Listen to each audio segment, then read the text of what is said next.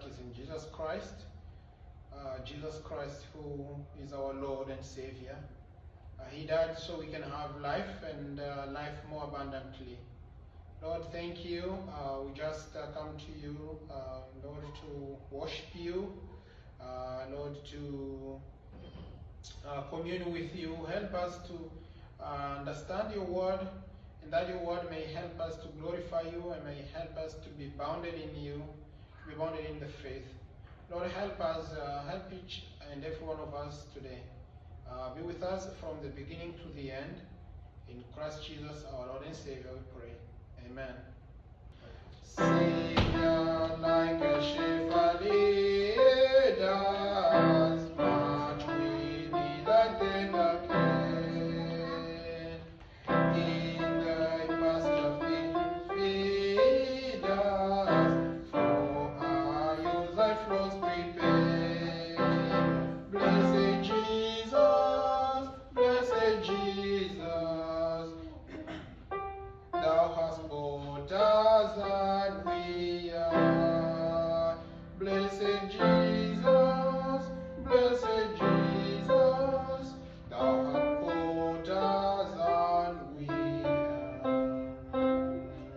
We are thine, do thou befriend us, be the guardian of our way. Keep thy flock from sin, defend us, seek us when we go astray. Blessed Jesus, hear us when we pray. Blessed Jesus, hear us when we pray. Thou hast promised to receive us, your hands full will be. Thou hast mercy to relieve us, grace to cleanse and power to free. Blessed Jesus, early let us turn to thee. Blessed Jesus, early let us turn to thee. Early let us seek thy favor, early let us do thy will. Blessed Lord and only Savior, free thy love our bosoms feel.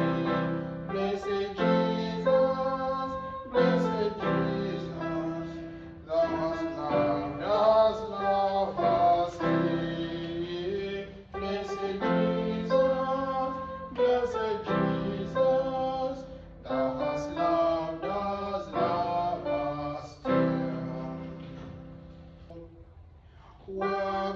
Wakati salama inapocha zamu, na vile wakati wa taabu umenifundisha kusema kwa kweli, najua Mwokozi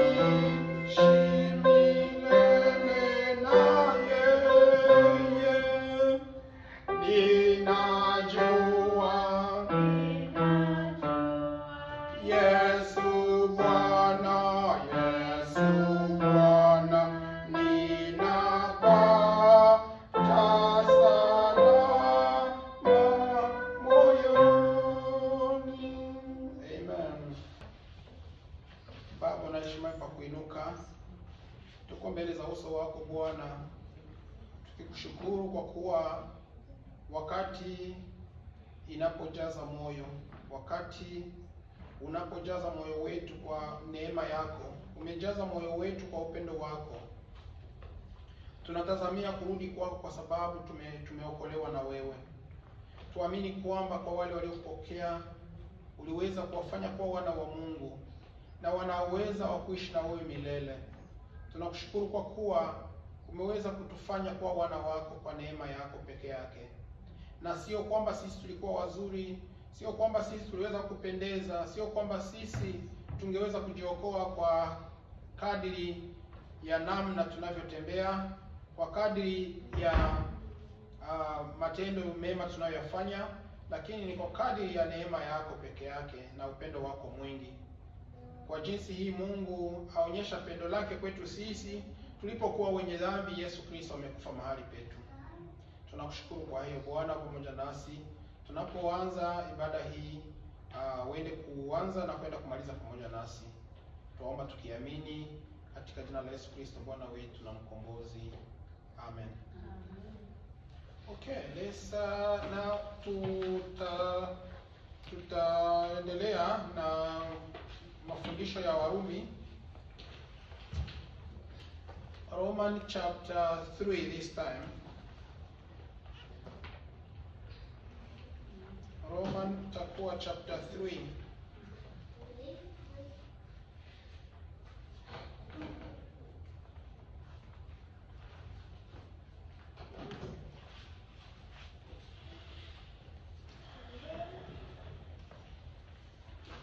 Tutasoma in Roman chapter 3, tutaanza verse 9. It's a very nice chapter, very interesting, ambayo inatueleza kuhusu wokovu wetu na namna gani hatuokolewi kwa matendo yetu, na kwa namna gani hatuokolewi kwa sababu sisi tuko wazuri, lakini ni kwa ajili hiyo inatokana na neema peke yake ya Yesu Kristo. Kwa hivyo tutasoma, kisha tutaendelea, tutajaribu kusaidizana kuweza kueleweshana ama kujadiliana kuhusu hii sura ya Warumi, sura ya 3. Tutaanza mstari wa 9, tutafika mstari wa 20 na mstari wa 25. Tunasoma, ni nini basi? Tu bora kuliko wengine? La, hata kidogo. Kwa maana tumekwisha kuwashitaki Wayahudi na Wayunani ya kwamba pia wamekuwa chini ya dhambi, kama ilivyoandikwa ya kwamba hakuna mwenye haki hata mmoja, hakuna afahamuye, hakuna amtafutaye Mungu. Wote wamepotoka, wameoza wote, pia hakuna mtenda mema, la hata mmoja. Koo lao ni kaburi, wazi kwa ndimi, ni kaburi wazi. Kwa ndimi zao wametumia hila. Sumu ya fira hii chini ya midomo yao. Vinywa vyao vimejaa laana na uchungu. Miguu yao ina mbio kumwaga damu. Uharibifu wa mashtaka yamo njiani mwao, wala njia ya amani hawakuijua.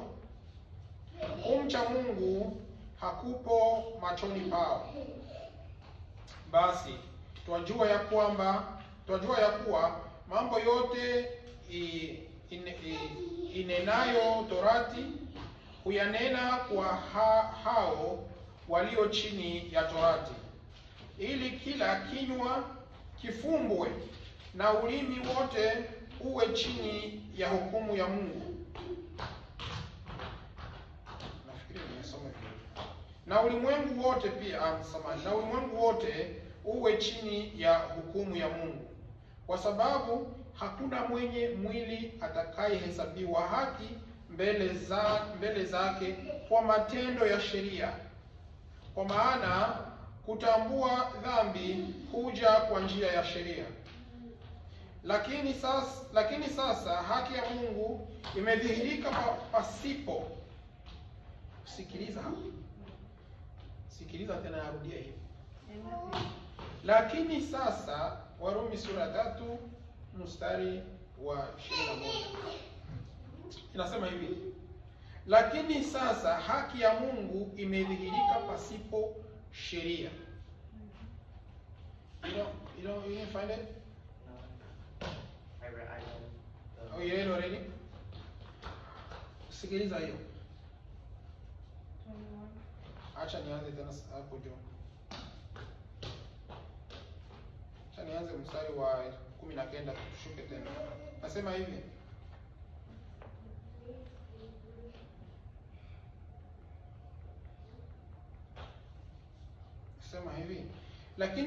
lakini sasa haki ya Mungu imedhihirika pasipo sheria. Nimeanza 19. Basi twajua ya kuwa mambo yote inenayo Torati huyanena kwa hao walio chini ya Torati, ili kila kinywa kifumbwe na ulimwengu wote uwe chini ya hukumu ya Mungu, kwa sababu hakuna mwenye mwili atakayehesabiwa. Sikiliza. Hakuna mwenye mwili atakayehesabiwa haki mbele zake kwa matendo ya sheria. Kwa maana kutambua dhambi huja kwa njia ya sheria. Mstari wa 21. Lakini sasa haki ya Mungu imedhihirika pasipo sheria, inashuhudiwa na Torati na manabii. Ni haki ya Mungu iliyo kwa njia ya imani katika Yesu Kristo kwa wote waaminio, maana hakuna tofauti, kwa sababu wote wamefanya dhambi na kupungukiwa na utukufu wa Mungu. Wamehesabiwa haki bure. Sikiliza.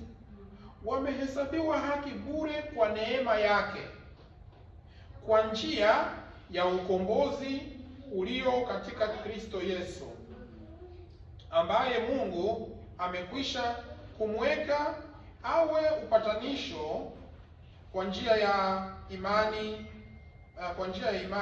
katika damu yake, ili aonyeshe haki yake kwa sababu ya kuziachilia katika ustahimili wa Mungu dhambi zote zilizotangulia kufanywa.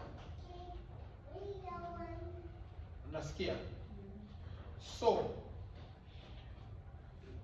today we are trying to ponder or trying to study the book of Romans chapter 3. We finished Romans chapter 1 and 2. Now we saw how Paul was trying to set the foundation. He was trying to set the foundation to show us how we are not justified on our own. So, how we are not justified on our own. He was trying to show that, that's why he started putting the foundation, setting the foundation from Romans chapter 1, And then the Romans chapter 2, showing how we are, the nature. Alitaka kuonyesha namna gani hakuna mtu ambaye anaweza kusema yeye hana dhambi. Aliweza kuonyesha kama desturi ya mwanadamu ni dhambi, ama asilia ya mwanadamu. Hiyo ilikuwa ni utangulizi wake, ili akuje kuingia kwenye maneno magumu, kwenye maneno ya kutuonyesha namna gani tunapata upatanisho na Mungu. Lakini kwa hizi chapter mbili ambazo tumemaliza kusoma, anaonyesha wazi namna gani asili ya mwanadamu ipo na Mungu, namna gani mwanadamu amekuwa na asili ya dhambi. So sasa tunapokuja katika hii chapter ya 3, utaona mko maneno mengi. Now when we start, tukianza hiyo verse ya kenda, when we start verse 9, so what we read was, there is no distinction. Let me read again. Ni nini basi tuwe bora kuliko tu bora kuliko wengine? La hata kidogo. Kwa maana tumekwisha kuwashtaki Wayahudi na Wayunani. So Paul was trying to show that, alitaka kuonyesha that the Jews and the Gentiles all are under the curse of sin. Alitaka kuonyesha kama wote wako chini ya dhambi, wako chini ya laana ya dhambi. The Gentiles and the Jews all are under the curse of sin. So why are the Jews under the curse of sin? While they do have a law, they do have laws. They have laws. God gave them the law, and they know those laws, and they follow those laws. They obey those laws. They execute those laws. Kwa nini Mungu hawanani? Kwa nini Paulo hawazungumzie hawa watu na wanajua sheria, wamepewa sheria na Mungu? Kwa nini hao wanaonekana kama wako chini ya laana ya dhambi? Why? Anybody has any answer? Why are they seem to be under the curse of sin while they have the laws, and they follow the laws? They every time they do the laws, they sacrifice, they practice the laws in every way in their life, because that is how their country was governed. Their country was governed by the law of God, and they follow the laws. Walikuwa wanafuata sheria ya Mungu. So nchi yao ilikuwa inatawaliwa na maneno ya Mungu. So why kwa nini Paul hawezi tena kuwataja hapa kama nao wanashtakiwa? They are also can you read that verse 9 in English? What then? Are we better than they? Not at all. For we have previously charged both Jews and Greeks that they are all under sin. All of them. Kwa sababu wote wako chini ya dhambi. Bila kuangalia wewe Myahudi, bila kuangalia wewe Myunani, sote tuko chini ya dhambi. So my question comes, if we all are under the law, under the sin, why Jews? And they have the laws.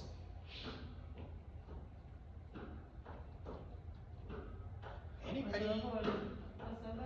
Kwa sababu haki ya Mungu imedhihirishwa pasipo sheria, imeshuhudiwa na Torati na manabii.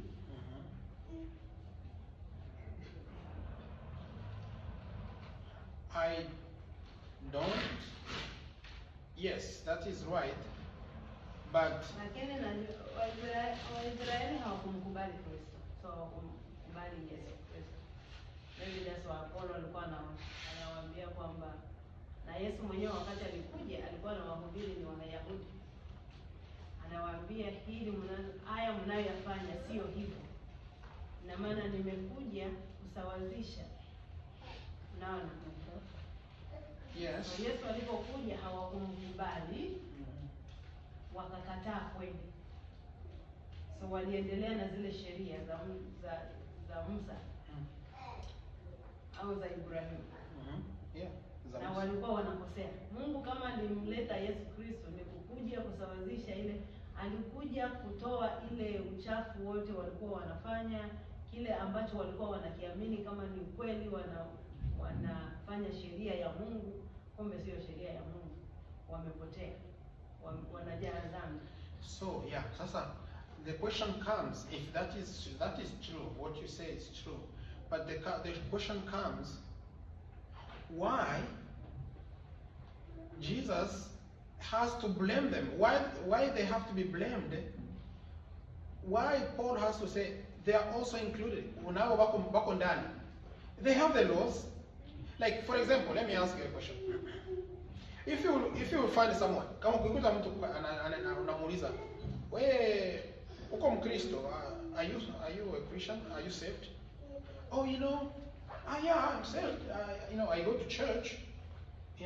I go to this Pentecostal church here, or I'm going to this Roman Catholic, or I'm going to this Baptist church here. Is that does he give you the answer that he said? No. So he's like, okay, hey man, are you born again? And he's like, yeah, I go to church. My church just around the corner here. That's where I go. I've been there since I was born, I was there, and I keep going every Sunday. I'm there in the morning, and the Sunday I'm at the school. I'm at Sunday school. I'm at the service, and even sometimes I serve in the nursery. Does he give you the right answer that he's really a born again? Right? No. So, I think we can take that example and just put it here too. Tunaweza chukua hiyo mfano tunaweka hapa pia. Je, Paulo aliwashtaki. He mentioned them. He said, you guys also, you are sinners. The Gentiles are sinners. So he put all of them together. All of us. But why did he put the Gentiles who did not have the laws? Habana Mungu, habana sheria. But he mentioned that the Gentiles are sinners, and the Greek and the Jews are sinners. Why did he not just say the Gentiles are sinners because they don't follow the laws of God? Do you see my point? Kwa nini? Kwa nini anawataja Wayunani ama watu wa mataifa mengine kama nao ni wenye dhambi na Wayahudi nao ni wenye dhambi? Wote walimkataa Yesu. Kwa nini Wayahudi wanafanya sheria? Wayahudi, they have the laws. If God tells them you're going to sacrifice this animal every year for your sins, they did that. You're going to go to the temple to pray, they did that. You're going to have to do this, they do that, and do that. They did all of that. By the end of the day, Paul is saying, hey, you are a sinner. They say, you find me, I have eaten my food. I'm fed up, I'm full. And you come to me and you saw that the table is full there and I'm like just done. And you tell me, man, you haven't eaten. You're gonna think me as a crazy, right? Utaniona kama mimi ni mwehu, niko mwenda wazimu kwa sababu wewe unaniambia kama mimi sijala na chakula unakuta hapa mezani nimeshamaliza kula. So unaniambia mimi sijala. That's what Paul is trying to tell them. Hey guys, you do have the laws. Yes, I understand you have the laws. But you are not saved. You are still a sinner. Kwa sababu tulizaliwa sisi sote tuliumbwa ni wenye dhambi. So tuna ile laana ya dhambi. Ndio Biblia imesema. Yes, that's right. We have been cursed. But if we have been cursed, but I follow my laws now, God tells me to go to the temple, I go to the temple to worship. I don't work on Saturday, on Sabbath day. Because if they're only practicing the laws, but they don't know why they're doing them. Okay. And I think they don't know Jesus Christ. That they didn't accept Jesus Christ as a Lord and Savior in their life. And that is why, really, that is great. And you are right too. That is why, if someone will tell you, you know, do you believe in Jesus? If you ask someone and someone will be like, I've been baptized. They think to be baptized equals to be saved. They think I'm a good person. I don't steal their money. I don't kill anybody. I love my family. I take care of my family nice. I do this and that. Ninafanya hivi. Napenda familia yangu na nafanya hivi, naenda kanisani. Niko mtu mzuri. Ninafuata sheria 10 za Mungu, amri 10 za Mungu. I follow the 10 commandments. If I do follow the 10 commandments, Bishop, if I follow the 10 commandments, I follow them from the first commandment to the 10th commandment. I follow all of them. Am I still a sinner? Because everyone, no matter if you're saved or not, are still sinners. Am I? Okay, let me ask you this question this way. I have 10 commandments. I follow the 10 commandments. I have all of that. From the first to the 10th, right? Am I saved or not? You're not saved. I'm not saved. What do I need to be saved? Faith in Jesus. Boom. You need faith in Jesus to be saved. So, the Jews, they're trying to boast like, we have the laws, we follow the laws. I kept my 10 commandments. Don't steal, don't do this, don't do that, don't do that, don't do that, don't do that. I have everything. I follow that. I'm perfect. I don't have anything to be blamed of. I'm good. But Paul told them that they are still sinners. Why? They have the laws, they practice the laws, wanafuata sheria na wanasema namna gani? Wanaishika. Wanafuata sheria na wanaishika.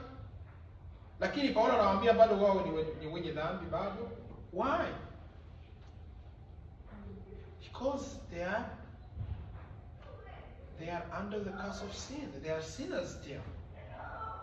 Because for them to be saved, they need Jesus Christ. Regardless you have your law, regardless you don't have your laws. So them to reject Jesus Christ,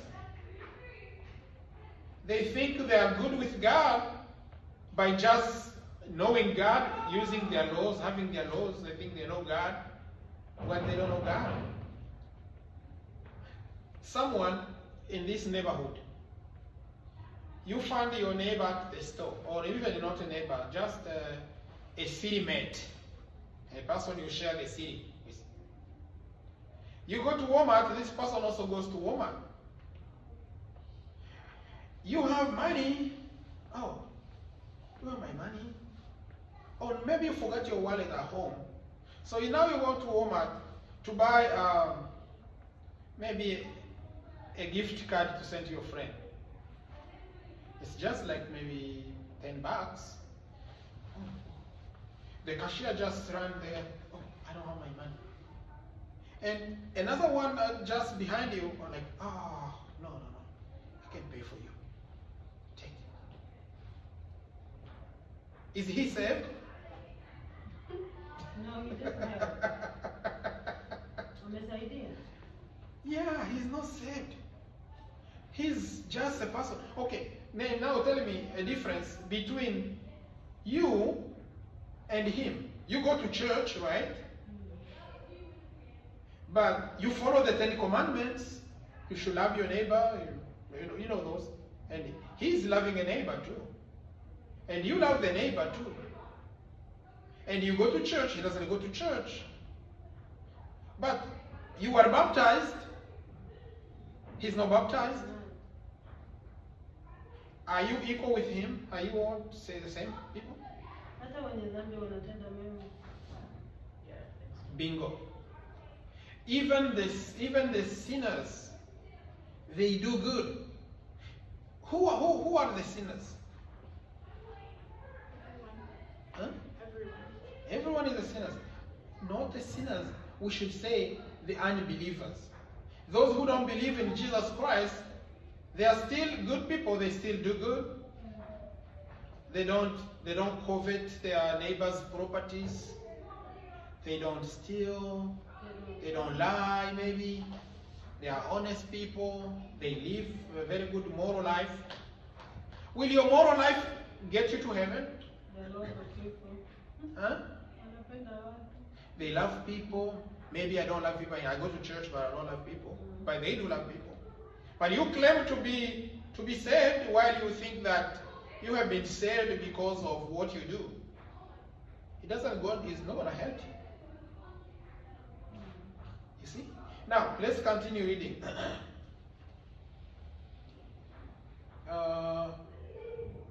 Verse, what? Let me, yeah. Okay, let's read verse 10. Then he said, kama ilivyoandikwa ya kwamba hakuna mwenye haki hata mmoja. As it was written, there is no one. No righteous, no. Is any person righteous? No. Bishop, can you keep reading? Maybe no. Maybe do, yeah. Let me. Yeah, and then he said, yeah, keep reading, Bishop, to 11 and 12. There is none who understands. There is none who seeks after God. They have all turned aside. They have together become unhelpful. There is none who does good, no, not one. Good. Good. Can you think? Let me read in Swahili maybe too. He's saying, hakuna kama ilivyoandikwa ya kwamba hakuna mwenye haki hata moja. Hakuna afahamuye, hakuna amtafutaye Mungu, wote wamepotea, wameoza wote pia. Hakuna mtenda mema, la hata moja. Why? Hakuna mtenda mema hata mmoja. Hakuna mtenda mema. Why is saying hakuna? There is no one who practice. What does the English say? That word, the last verse. 12. They have all turned aside. They have together become unprofitable. There is none who does good. God, no, not one. There is none who does good, no, not one. Okay. What good is Paul trying to talk about here? Let's think together. I don't have the answer, but let's think together. So if he's saying that my good deeds, you doing good, is not going to give you salvation, it's not going to make you right with God, it's not going to justify you. Haitakuhesabiria haki mbele za Mungu. If that is the case, so why is he saying that nobody does good? While previously he told us that people, your goodness, your deeds are not going to save you.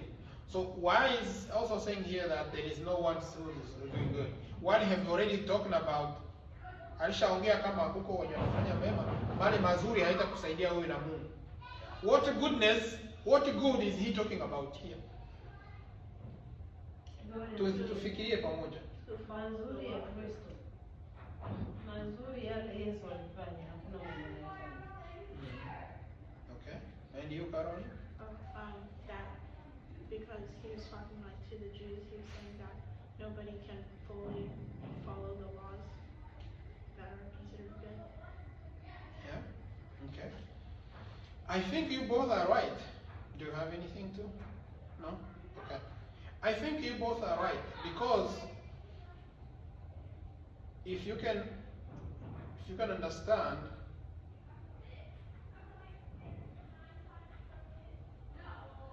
that there is none.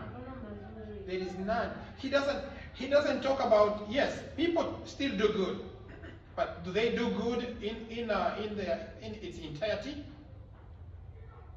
Kwa wanafanya mazuri yote.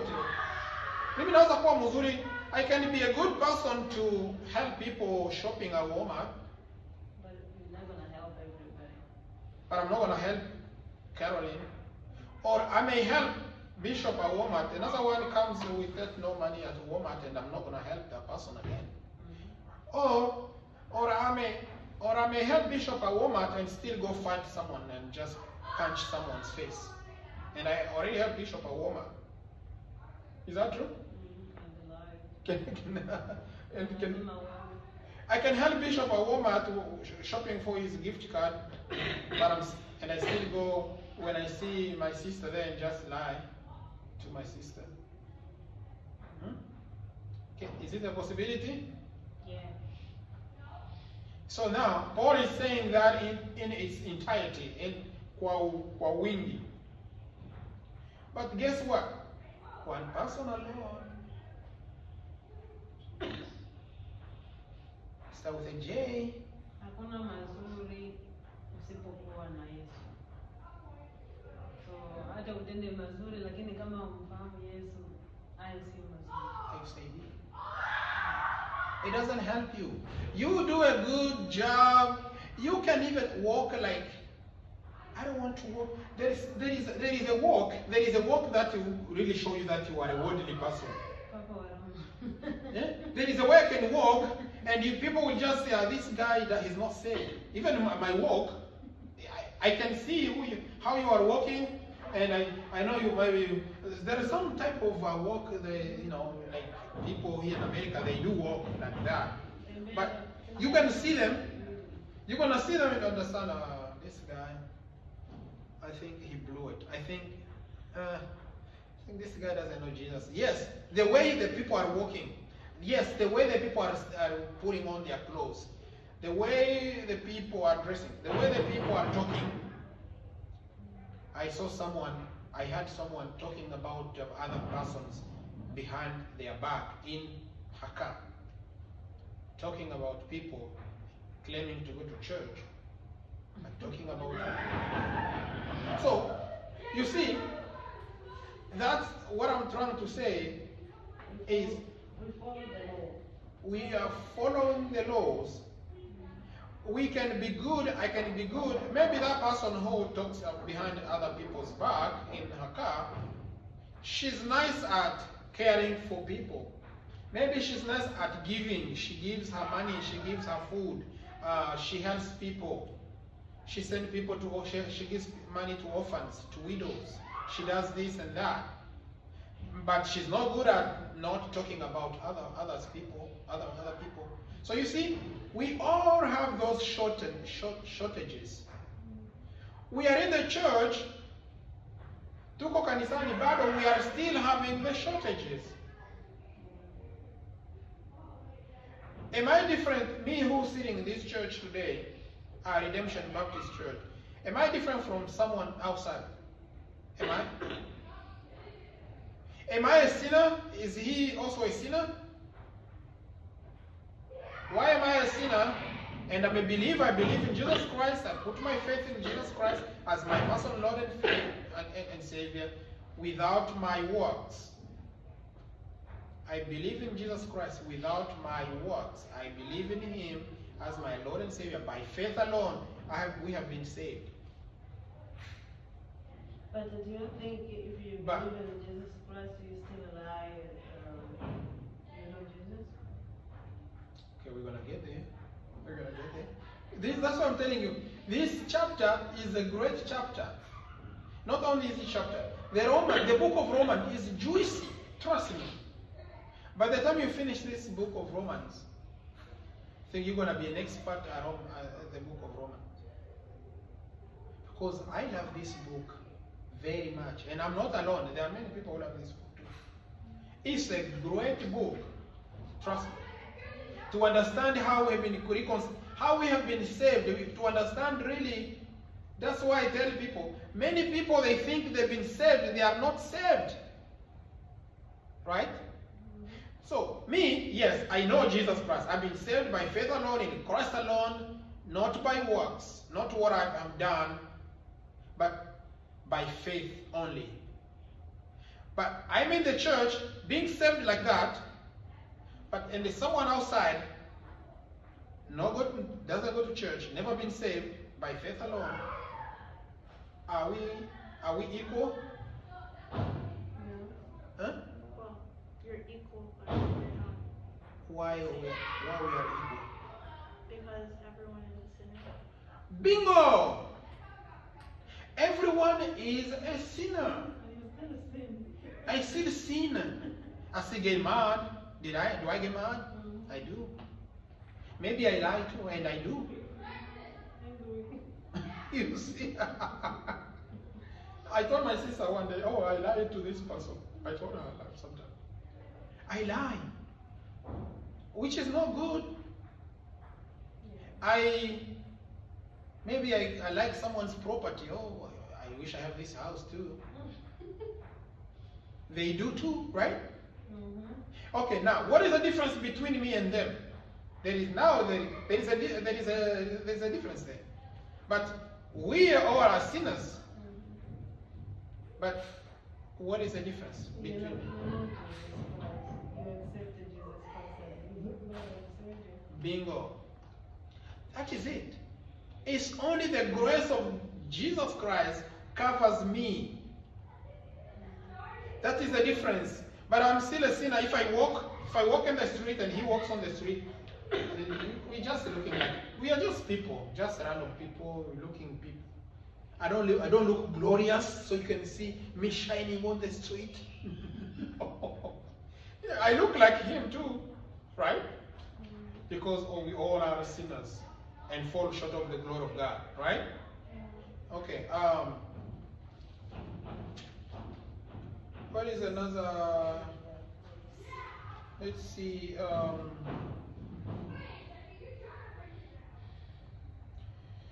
Let's go to verse 19 and read from there. Can you read, Bishop, from verse 19? Or Caroline, whoever have it?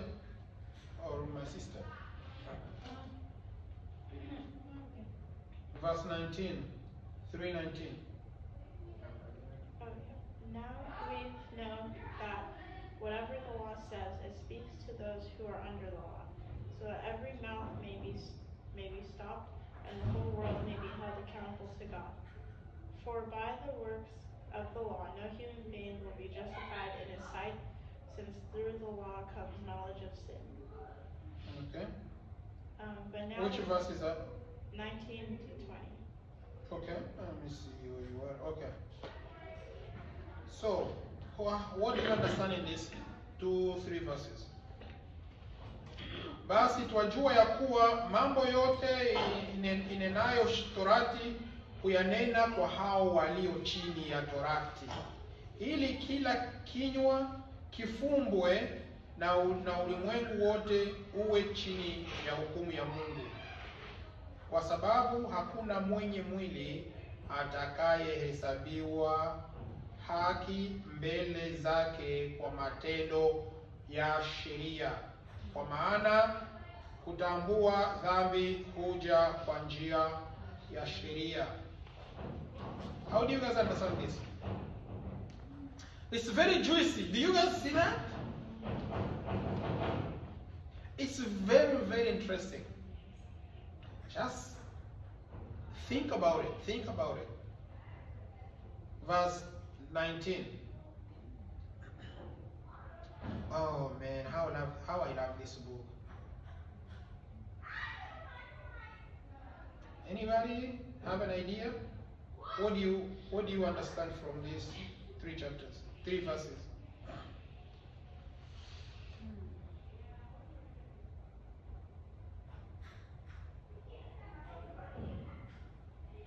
Nasema kwa sababu hakuna mwenye Mungu atakayehesabiwa haki mbele zake matendo ya sheria, kwa maana kutambua dhambi huja kwa ajili ya sheria. Okay, here it is. You guys look like you failed to tell me. Do you guys fail or someone has an idea? Or you guys fail? Completely fail? It's easy. Look. Let's go verse by verse. Verse 19. Basi twajua ya kuwa mambo yote inenayo torati huyanena kwa hao walio chini ya torati, ili kila kinywa kifumbwe na ulimwengu wote uwe chini ya hukumu ya Mungu. Okay? So, people who are under the law. Read that in English, Bishop. Verse 19.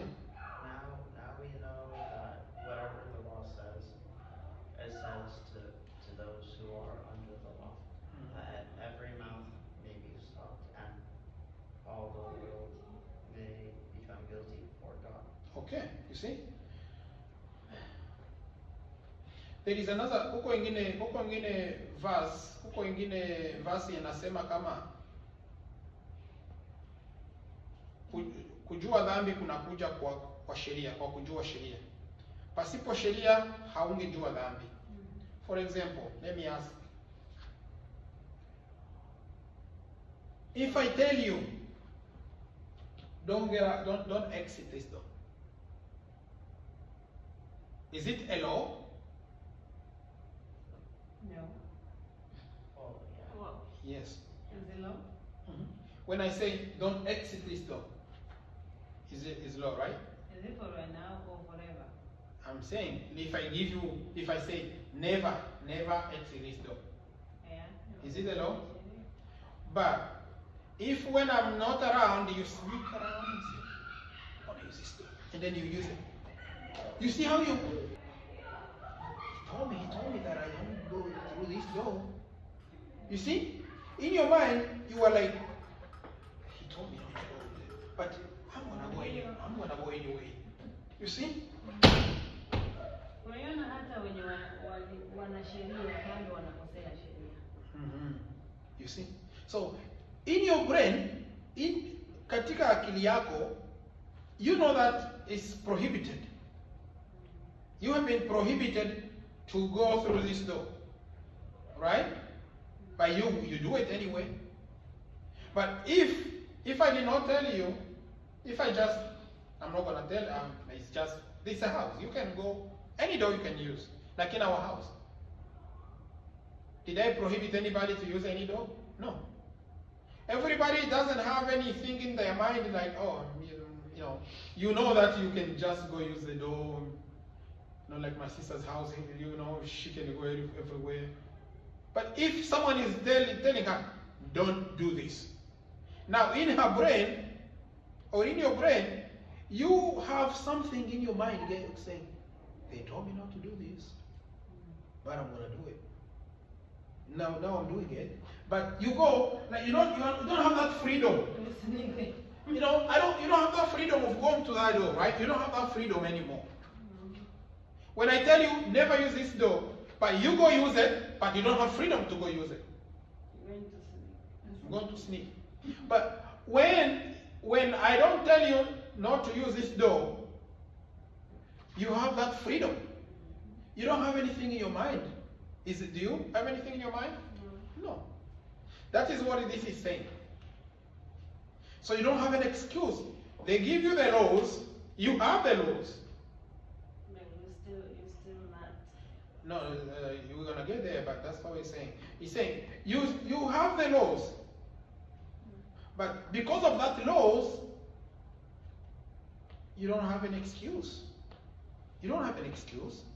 Because there is a law that tells you, this is what God wants, and you do this way. You don't have an excuse to say that you are exempt from that law. Everyone is affected by the law.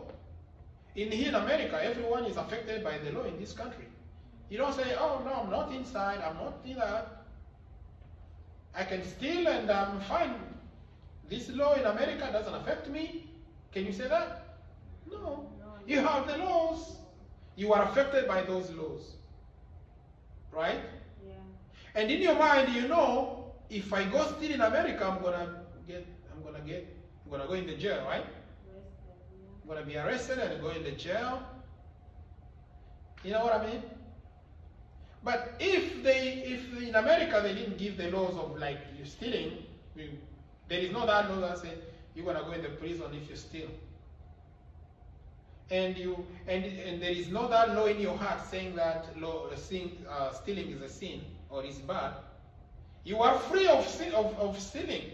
It's because you're gonna come and get my Bible, and if I tell you, hey, why do you take my Bible? Oh, I'm just taking it.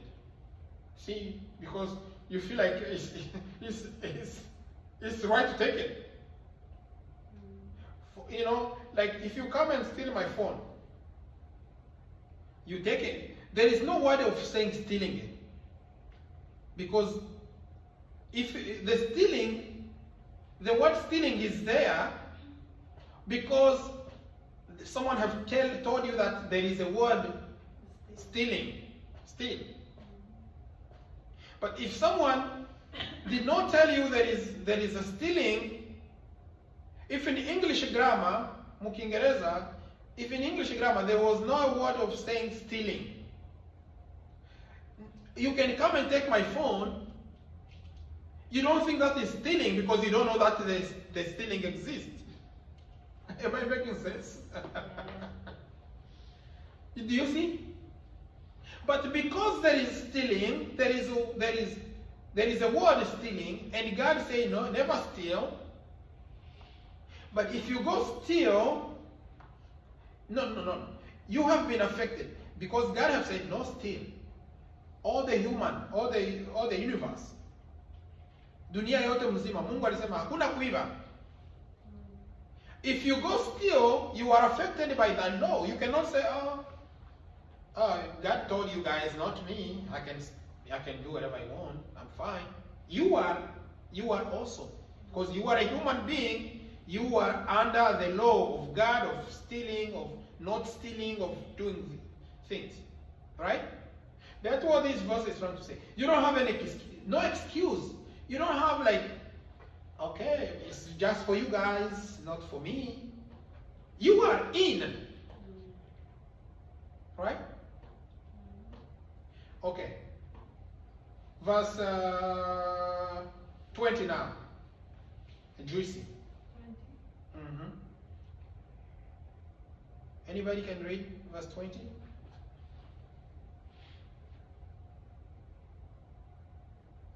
Kwa sababu hakuna mwenye mwili atakayehesabiwa haki mbele zake kwa matendo ya sheria.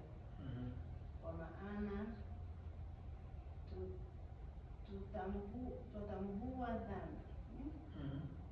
tutambua dhambi kuja kwa njia ya sheria. Okay. Without the law, you cannot know that stealing is a sin. That's what we already said. So it's saying that kwa sababu hakuna mwenye mwili atakayehesabiwa haki mbele za Mungu, mbele zake kwa matendo ya sheria. The deeds of the law, nobody will be justified. Nobody will be told you are right with God. God is not going to say you are right with me because you fulfill or you fulfill all my laws. Because you obey all my laws, you don't steal, you don't do this, you don't do that. You do this day, you go worship on Sunday or on Saturday, whatever it is. You do this, you do that, you do that, you do that. That is good. That's what I want. I give my alms to orphans. I give my alms to homeless, to widows. I do this and this. nobody's going to be justified for that. Me being nice, me being a nice, gentle guy, and I walk, I see everyone, I smile at everybody. Hello, how are you? I walk nice, and I walk. I don't want to step on someone. I don't want to kick somebody. I'm so sorry. I'm just like to be humble. This person, I care for people. Will that take me to heaven? Right? How about if I'm like, hey, what's up, man? Or, go away. But I know Jesus Christ. I go to church. I believe in Him. I trust in Him. I'm not saying that I'm gonna kick somebody. Okay? I'm just giving an example of someone who's like, okay, doing things and but he loved God. He Charlie Kirk. He was like very sharp man, and he was like that. And someone who's like this. Hello, how are you? Who's going to heaven? The guy that's knows Jesus, but also like really active. The one who's very agitated, but he knows Jesus, he loves Jesus, right? He was going to go to heaven, right? Because of what? Because he knows that his life is not depending on himself.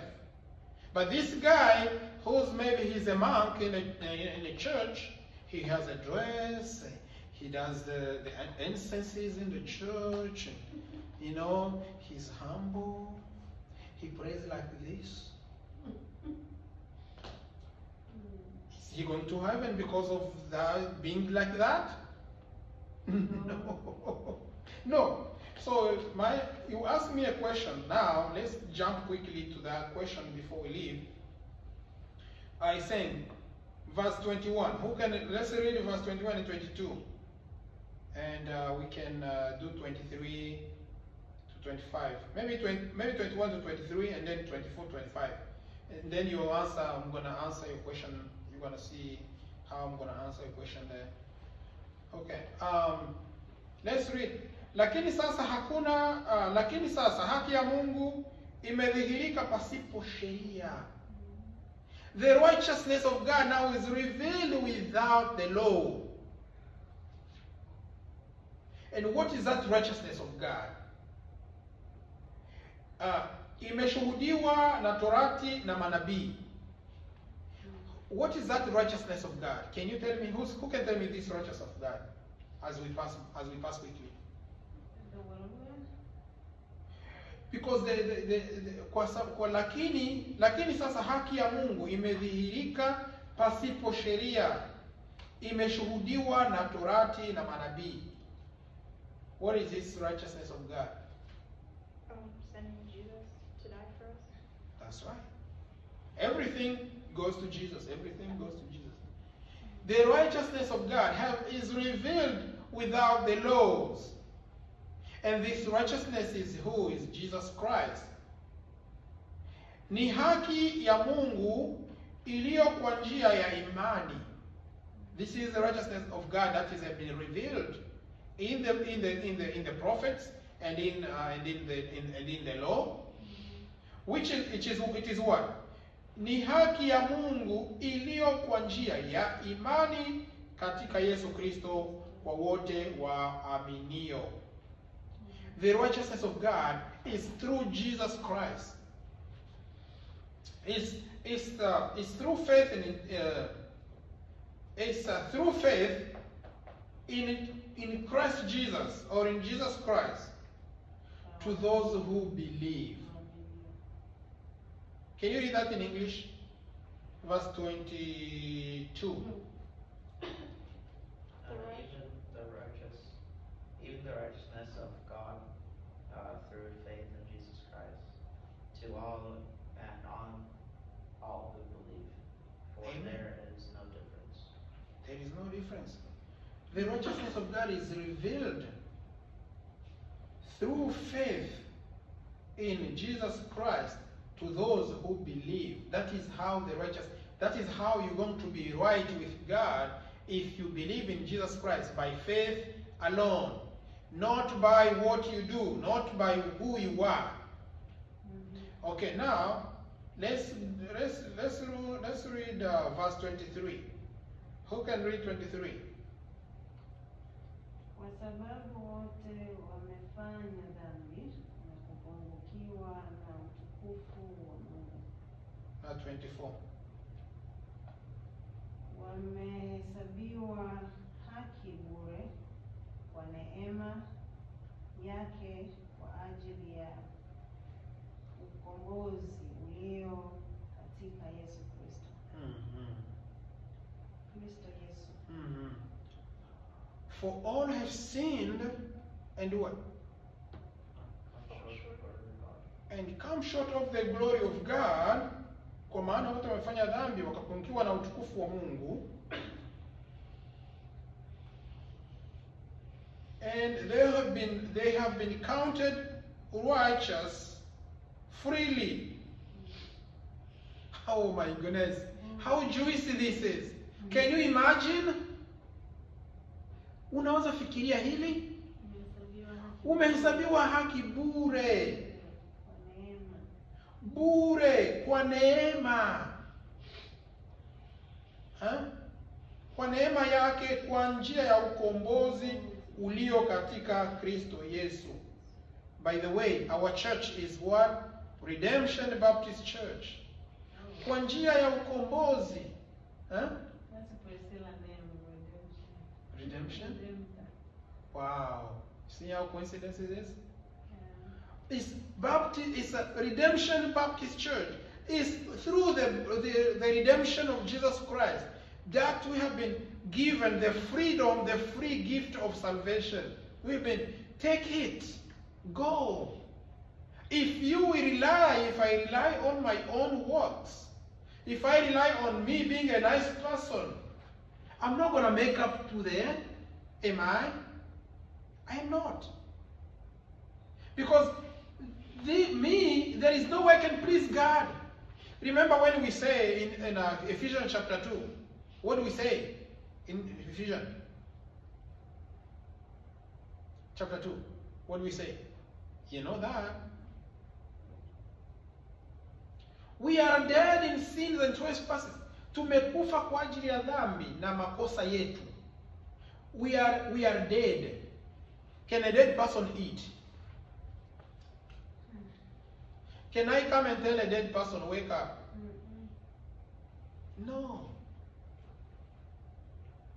Our salvation is in God's hand. It's only God who can make me life. It's God who gives life. I don't give life myself. You don't give life yourself. Do you give yourself life? You give life yourself? No. Who gives me life and who takes my life away? It's God. So, it's only by grace. We've been given what? What the Bible says. He said, wamehesabiwa haki bure kwa neema yake kwa njia ya ukombozi ulio katika Kristo Yesu. Imagine. We've been freely given the gift of salvation through the redemption of our Christ Jesus, of our Lord and Lord and Savior Jesus Christ. Through the redemption, He redeemed us. He redeemed us from the bondage of sin. He brought us to Himself. He told us, come out there.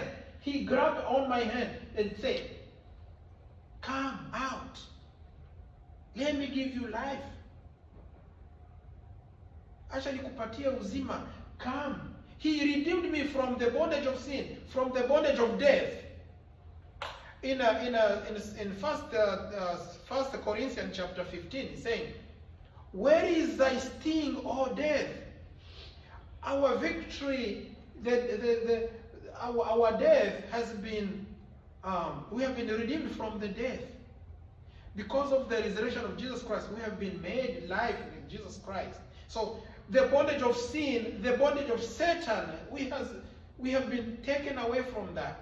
Jesus has redeemed us from the bondage of sin, from the bondage of Satan, from the bondage of the devil, and he brought us in his own kingdom. See? It's freely given. He gave us for free. He removed us from the bondage of Satan for free. He redeemed. That's the meaning of redemption. Redemption is to purchase, is to take someone, is to buy someone. To buy someone. Like you are, I am a slave, and you come and say, I'm gonna buy you. You pay money so that my boss, my slave master, can release me to you, can hand me to you. And that's what Jesus did. That is the word redemption. Redemption means to purchase a slave to sin, a slave of sin. Jesus came and bought us. We didn't tell him to come bought us. Did we? Did we? No.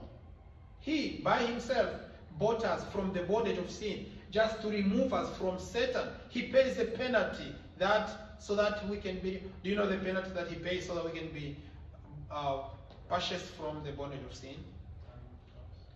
His blood on the cross. That's what he did. For free. Imagine. In last verse we're going to read as I'm answering your question. He's saying, who can read verse 25? And that will be the end of it. Whom God set forth as propitiation by his blood through faith to demonstrate his righteousness, because in his forbiddance God has passed over the sins that were previously committed.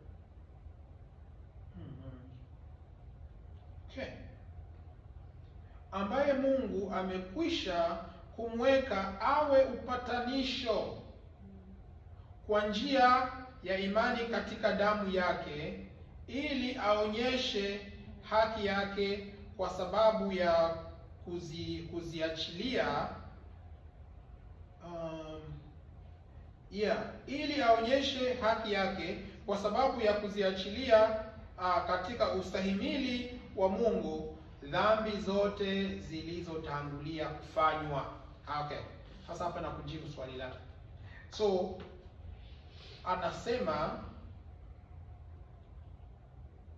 ambaye Mungu amekwisha kumweka awe upatanisho kwa njia ya imani katika damu yake, ili aonyeshe haki yake kwa sababu ya kuziachilia katika ustahimili wa Mungu dhambi zote zilizotanguliwa kufanywa.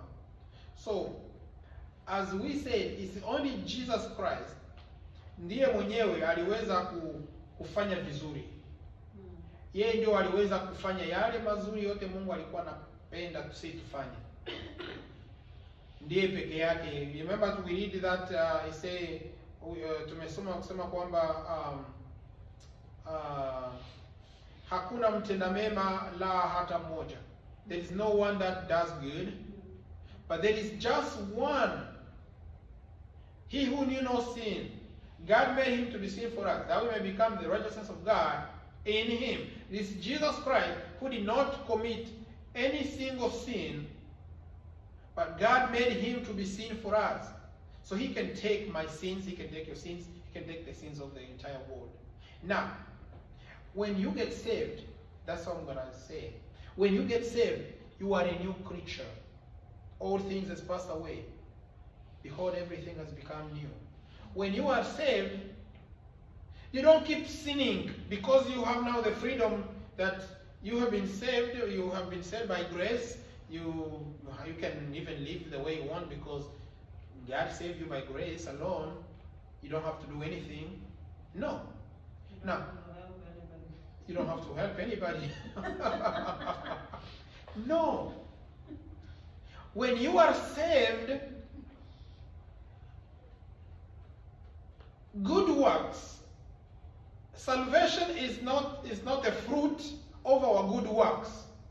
Wokovu sio matendo, sio matunda ya matendo yetu.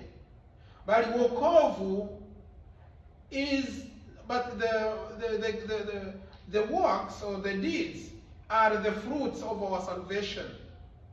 What precedes? Nani inatangulia? Hii inatangulia ingine. Salvation comes first, and then what? And good deeds follow. Because the Bible says we are His workmanship, created in Christ Jesus, that we should walk in them. So God have made His the good deeds. He have made good deeds that we should walk in them. So wakati tunaokolewa, we get the Holy Spirit of God to lead us to do good works, to do what God wants us to do, to live the life that glorifies God, right? That is it. So I think we're gonna end up here. Next time we're gonna read chapter 4. We are kind of like done with this chapter 3. So we're gonna go to chapter 4 this time. So take home message: we are saved by faith alone in Christ alone, not by works. So, and our good deeds are the fruit of our salvation. Matendo yetu mazuri ni matunda ya wokovu wetu, lakini wokovu wetu sio matunda ya matendo yetu, bali wokovu wetu matendo yetu ni matunda ya wokovu wetu, si ndio? Okay. Okay, let's pray, guys. We are done. Time is over.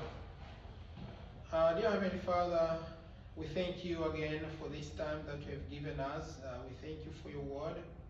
We thank you that we are saved not by own works, lest any man should boast, but we are saved only by faith alone in Christ alone, for your glory alone.